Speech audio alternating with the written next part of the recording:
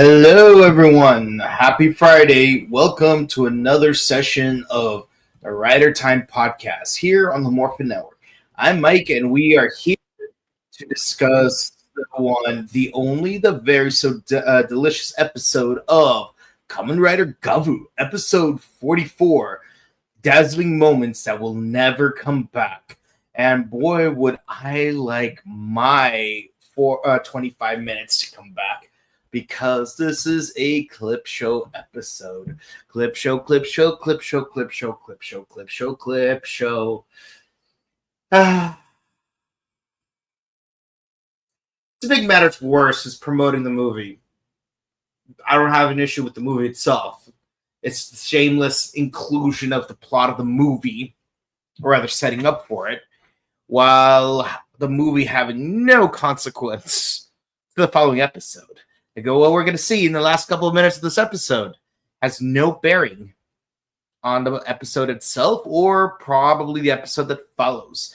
And very likely, we are going to forcibly end the arc here. Officially, there is no fourth arc. It's just going to continue. The third arc is just going to continue all the way to the end, like with Gotchard. But me, I considered this to be the end of the third arc, and I will artificially consider the remaining 5 to 6 episodes as the fourth and final arc of the season. All right. You guys ready for this? It's a clip show. It's a freaking clip show. Like, what is there for me to talk about? Okay, there is some stuff to talk about, because we do get some plot elements in this episode, though not very much. The little kid from the first episode, remember him? Of course you did. Sees the blogs about the riders protecting people, and he recognizes one of them. It's like, oh, it's that weirdo that I saved in the first episode. You know, I give Ultraman Omega a lot of crap about being similar to Agito, but let's be honest, main character being washed ashore on the beach, that's pretty Agito, let's be honest. But no, that's where the comparisons end, let's be honest. We've watched this show for 44 episodes. Of course, if there were any comparisons to be made, we would have made them by now. But yeah, the kid gives Shoma a visit, and then we go to the happy party. It's like, oh yeah, this is where I'm hanging out now. So of course we start off with a clip show of like the first couple of episodes. We have some of our original forms, like Gumi, Zaku Zaku Chips, the Marshmallow one, the Chocodon, and the hard candy one. I have to say, I do miss the Marshmallow episode. Like, let's be honest. We don't see that form very much, and it was actually really cool. I especially love the episode that it was involved in, because it really highlighted the ups and downs of the various forms. How, oh yeah, this form has this advantage, but it'll also have that disadvantage. And also it was a very dramatic episode, because that's where Shoma has that first encounter with Jeeb and Sheeta, and how it's revealed that they killed his mom and everything. And you don't really think about it too much, because you don't see the marshmallow form very often. Did you know that marshmallows were originally a form of medicine? Originally it was considered too valuable by the Egyptians to be eaten by commoners, so only the great pharaohs and their gods would be able to partake. Ancient Greek philosophers, and by ancient Greek, I mean 9th century Greek philosophers, would use as medication. Marshmallows got their name from marshmallow plants, because their nectar would be used as an emulsification to make what is effectively a meringue. But the thing is, after World War II, there have been experimentations on how to alter and improve the process of making marshmallows. So they start including gelatin in the process in order to make it more jiggly. Naturally, I feel like this is a very good reason to make Vlam use the marshmallow gochizo at least once, just to maintain the whole gelatin motif, you know. But yeah, eventually they just straight up stopped using actual marshmallow in marshmallows. They just started using like processed sugars and starches in order to make it sweet, flavorful, gummy, and not too sticky unless you heat it up. So yeah, I have to say I agree with Julian Slowick from the menu that s'mores is actually kind of an abomination towards human cuisine. But we associate it with human innocence like we do in Kamen Rider Gavv. But I would say it's more of an end to innocence in Shoma's case, since it's the episode where he's like, yeah, I'm in this mess up situation. I got to take things seriously, and my actions do have consequences. But yeah, it's weird that like we've had a bunch of episodes with Zaku Zaku chips, a bunch of episodes with the hard candy one, plenty of episodes with the Chakodon, but really only one episode with the marshmallows. That's weird. I just find it really odd. Anyways,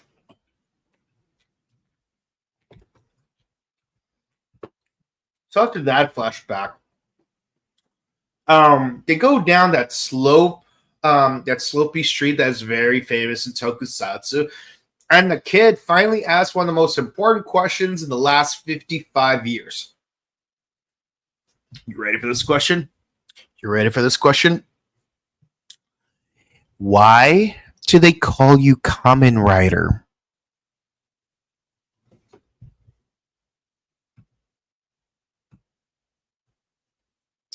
Why do they call you Kamen Rider?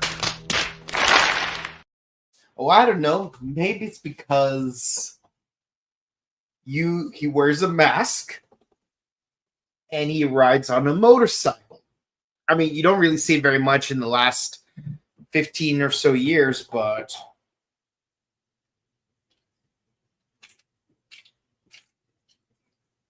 are you kidding me? He has a mask and he drives on a motorcycle. But it's true though. Like I get the common part, but why the rider part?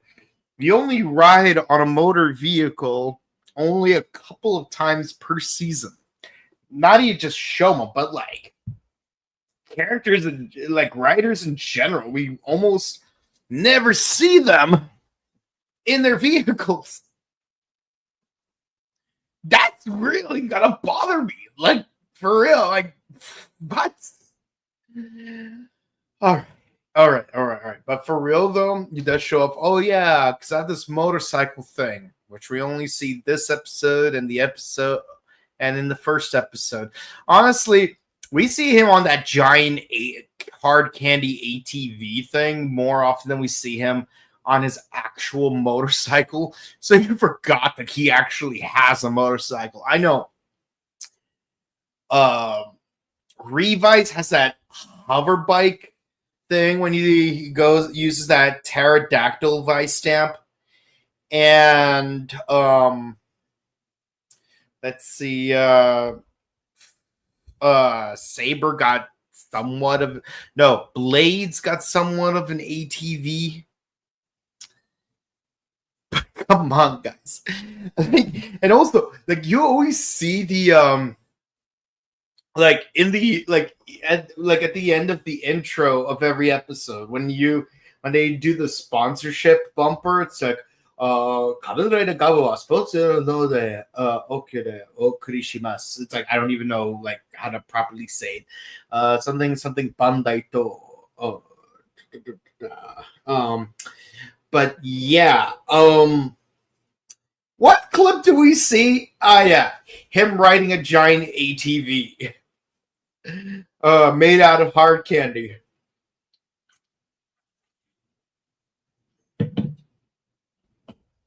So, forgive me if I completely forgot he actually had a proper motorcycle.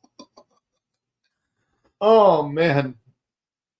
And as they're riding off, another part-timer shows up, and he basically has an app that goes through an orientation. So we got more clip shows, but hey, we're using a different format this time. It goes into how the company was founded by Dente and his brother.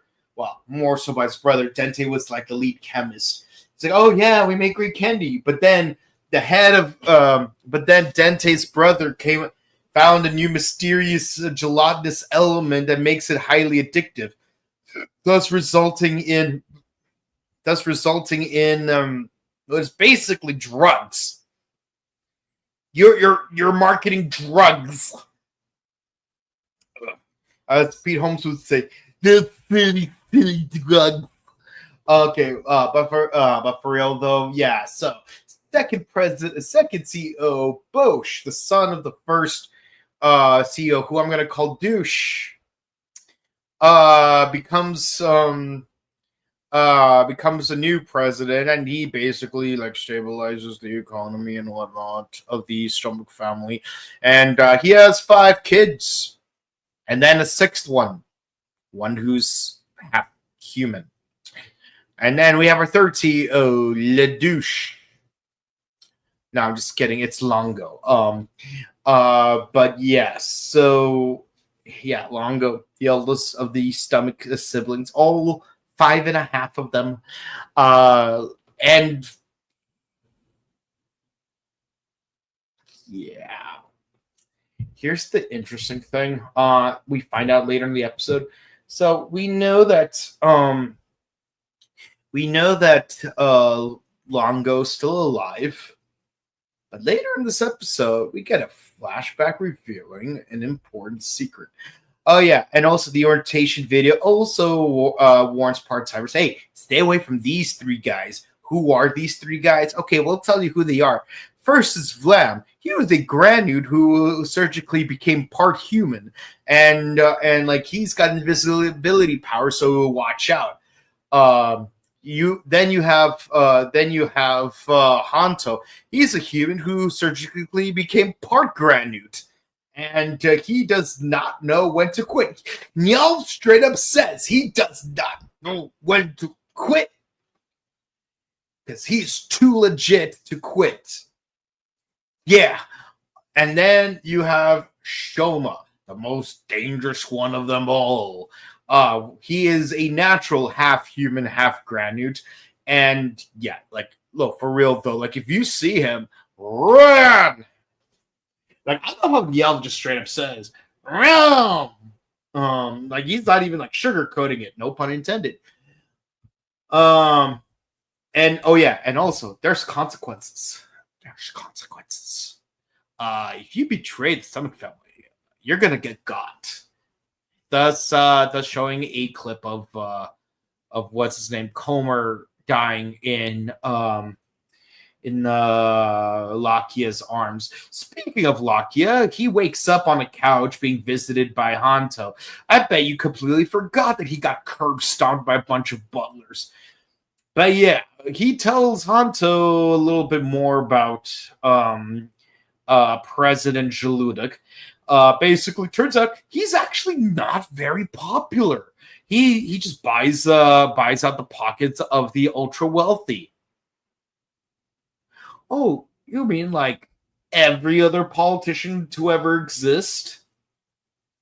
Wow, that's very helpful, and and yes, obviously he wants to monopolize on getting as much dark candy as possible and taking over the human world and possibly controlling all other infrastructures and those that control them, so he would have indefinite supreme power over the Granude world. Seems about right. Where we cut to Niel. God damn it, why are there so many people having flashbacks this episode? At least in Dawn Brothers, they were like, at least they were just competing over who had the best flashback. They were all, at least they were all in the same room. It's like taking Legend of Korra flashback episode from season 4 and cranking it up a notch. Oh yeah, so Niel's like, oh yeah, that staircase from another dimension. Yeah, it turns out Uncle Dente discovered it, but he was not the one who invented it. Who could have possibly invented it? Now we know that some of the doors lead to the human world, but who knows where else these other doors will lead to? Which, by the way, he looks at the camera very conspicuously while he closes the door at you. Obviously, this is a not so subtle nod that, yeah, one of those doors is going to lead to the setting of the movie where it's an alternate dimension where all 5 siblings are still alive and not being douche nozzles. I haven't seen the movie. It just came out, but I haven't seen the movie. So I don't know what's going on other than Zet's making a cameo. And then he pays a visit to that part-timer, and Hanto, mistaking that part-timer for a human being assaulted, he goes into combat against Niel, who goes into his full Granude form, where we discover something very interesting. Turns out his bow and arrow can split into 2 swords. At first, Hanto breaks the bow, but turns out it's like, oh yeah, I can totally use this as swords. Chalice, eat your heart out. And he just wipes the floor with Hanto. And for some reason, we have this weird cut to Sheeta and Glotta being in some purgatorial environment where they reflect on the last memories they have before they die. That being Sheeta being killed by Shoma's Cake King form, while Glotta being killed by Vlam's a la mode form. And I don't really know what that's supposed to add to the table, but it does cut to Longo having the final flashback of the evening, where he remembers killing his father. Oh my god! Oh, hell no! Oh, hell no! Oh, hell no! Oh, hell no! Oh, hell no! Oh, hell no! Oh, hell no. Like, honestly, like, we kind of figured that out. I mean, I guess they never revealed it in the show. They only revealed that he killed Shoma's mom, but it was very obvious that Longo, if not all 5 siblings, all killed Boosh. Like, do we all not figure that one out? But nevertheless, he has a plan to fight back against the Jaludic family and get revenge against Gavv, because that's now his sole mission in life. And yeah, and then we have our final clip, which is Niel finding one of Shoma's Gochizos. He threatens it to make it run away in terror, and then he uses the tear trail in order to follow it to Shoma, where they will surely have an encounter in the next episode. And that's the entire episode.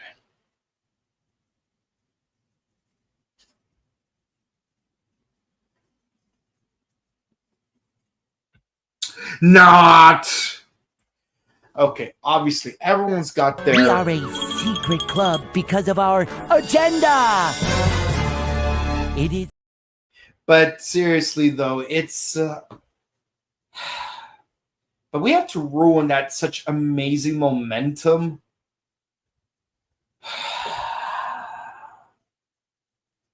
by having a clip from the movie. Literally, the last 5 minutes of the episode is just we're in some kind of other environment where the twins are in some kind of competition to make a new suite. Glada is reading a magazine. Nielv is doing other errands. Shoma's working at Happy Pare. And there's some kind of other employee there with them. But then there is a new character named Carries, who, I swear to God, he looks like he's been eating way too much taffy. But yeah, so when he touches this particular Gochizo, he gets flashes of his rider form in the movie. And he's like, oh yeah, let's begin. And I swear he has a minion that looks like a blonde version of Youngblood. And that's where the episode ends. What did those last 5 minutes of the episode mean? Not a goddamn thing. But you know, Toei, this is the way. This is the way. This is the way. This is the way. Like, they always have to promote the movies. At least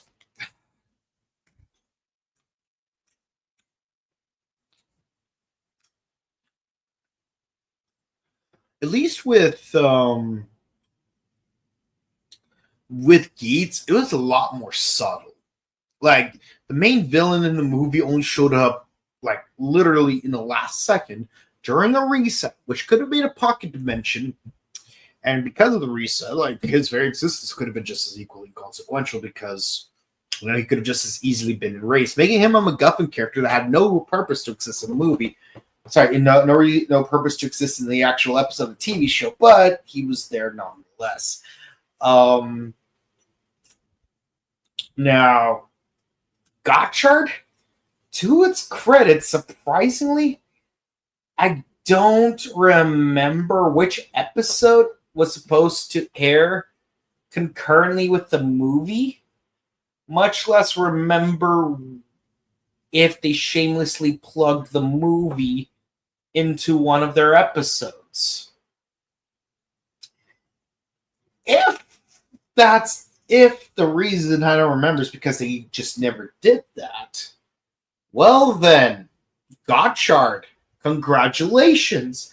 You actually did something right. You did something that I can approve of. Gotchard did something I could give it credit for.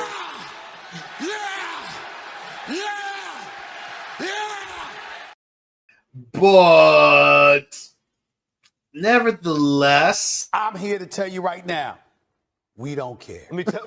Because the season still sucked. But hey, you know, even Megaforce can do one thing right, even that one thing being not to make the Christmas episode take place after the season finale.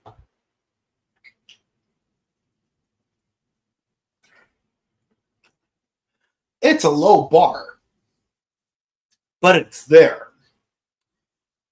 This episode, I give it a 7. It's a clip show, and it plugs the movie. Honestly, as far as structuring the clip shows, not bad. I like some of the flashbacks more than others because some of them are meant to inform characters that are otherwise none the wiser. Like for example, the orientation clips for the part-timers. That is a logical way to insert those clips.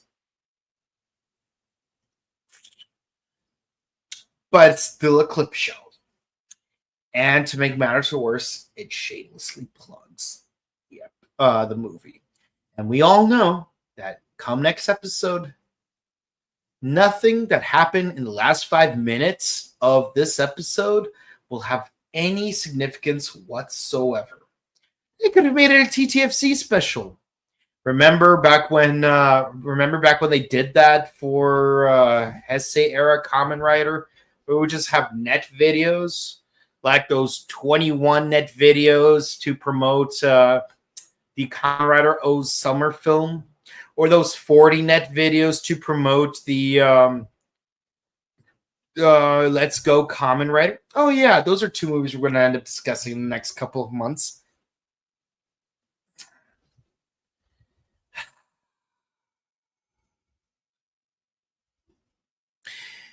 Not gonna lie though, I do feel a little lacrimose. Gavv is almost over. O's thankfully is getting started, but we're at the heat of the summer, and it's hard to believe that the year is more than halfway over. Here's hoping for Halloween. Here's dreading Christmas, but you know that's the thing we do every year. We got Ultraman Omega. And, you know, we might be able to squeeze some stuff in during the special episodes. But it is what it is. As far as the art goes, I give it an 8. I like that they introduced the Jaludic family. They are definitely interesting villains. Definitely mix things up a bit. Not a fan of the pacing of the episodes. One of the downsides of Glotta is that she just came and went. Lango, it's like, yeah, he seemingly got defeated in just 2 episodes, but he came back, which honestly is like, okay, well, at least he's still menacing enough to not be so easily defeated, but at the same time, it's like, the way he was defeated felt so appropriate that, like, they may as well not have touched that. Not sure what they're gonna do with Niel or Jeeb, or because in the previous episode they were setting up Jeeb is gonna try to get his revenge, but he didn't show up at all in this episode outside of flashbacks. And you'd think if anyone should have a flashback, it would be him. But that just further, expresses that Jeeb is probably the weakest of the 6 siblings. If we're being completely honest, I'm not hating on the actor. It's just, bro, you are just so passive. This season this arc, I'm gonna end it with an 8 out of 10. It could have been a 9 if they did things a little bit differently, but we got 5 or 6 episodes left. Let's see how this plays out. Let me know what you guys thought of this episode. Clip show episode, shameless. Absolutely. An episode plugging the summer film without consequence in the following episode, even more shameless. Yep, you guys are both right. Doing both, now that is just criminally shameless. You know, I guess all 3 of us are in agreement about how much we hated this episode. Yeah, this episode is probably the weakest in the entire season. And it's because it's a clip show. Again, remember, Dawn Brothers, it was a goofy season. Like, there's no real villain. There's no major villain in Dawn Brothers. And yet, Dawn Brothers had an amazing clip show episode. What are you talking about? But this, what is this? But if you enjoyed me talking about clip show episodes, please be sure to comment, like, and subscribe to us on YouTube, Facebook, Twitter, Instagram. Ding the bell icon to stay notified for our latest videos. And be sure to share our videos because it helps us out with the algorithms. We only need 20 more subscribers on YouTube until we reach our end goal of 3,000 subscribers. When we get to 3,00, we will celebrate the 30th anniversary of the Power Rangers, Mighty Morphin Power Rangers, the movie, in honor of its 30th anniversary and our 3,000 subscribers. 100 subscriber for each year. On Mondays, we do Ultraman Omega. Wednesdays, Kamen Rider Gavv. Thursdays, #1 Sentai Go Jujer. And on Sunday, starting this weekend, we are doing Kamen Rider O's. If you want to watch our discussions of the original 1971 Kamen Rider or any other past seasons we've done, we do have them in playlist format. That includes the original Kamen Rider, X, Phase, Kiva, Gaim, Build, and yes, even Amazons and Black Sun. And starting on Sunday, we're gonna discuss Kamen Rider O's. It's a great season. It celebrates it's one of two seasons that celebrates the 40th anniversary of the season of the franchise, and it's one that me and Steve are very fond of. And weirdly enough, it is a season that, believe it or not, Steve has more experience with than I do. It's a very rare instance in terms of very specific IPs. So we hope you guys have fun. Also, check out our recent interviews, including those with the VR Troopers and Claire Blackwelder, a.k.a. Kendall Morgan, the Dino Charge Purple Ranger, all on our YouTube channel. Check out our sister channel, The Buttery Show, where we discuss various movies and TV shows. And we also have interviews on that channel as well, including Joel Adams, who's the character designer for King of the Hill. I will have another interview uploaded this weekend, so be excited, boys. Those were the easy ones. And yeah, we're almost there. And if you want to say hi to us in person, me and Ryan are going to be at ToonCon at the Burbank Marriott on September 7th to celebrate the 20th anniversary of the Batman. And yeah, that's pretty much it. If you want to check out my personal content, I'm on Instagram at Boken_Kabuto. And until next time, stay safe, stay hydrated, update your emergency kits, hug your loved ones. See you again next time. Goodbye.